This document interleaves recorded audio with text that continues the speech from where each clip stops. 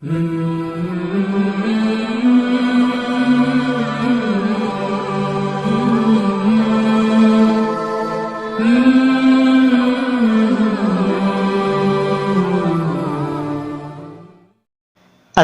علیکم۔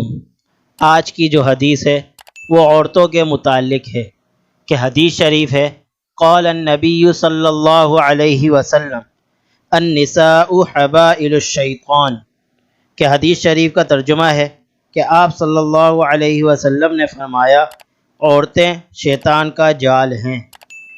تو اس حدیث شریف کے اندر یہ بتایا کہ عورتیں شیطان کا جال ہیں، وہ ایسے کہ مردوں کو اپنا چہرہ خوبصورت کر کے دکھاتی ہیں، تو شیطان مردوں کے دل میں ڈالتا ہے کہ ان سے بات چیت کرو اور ان کی طرف خوب دیکھو اور ان سے دوستی لگاؤ وغیرہ۔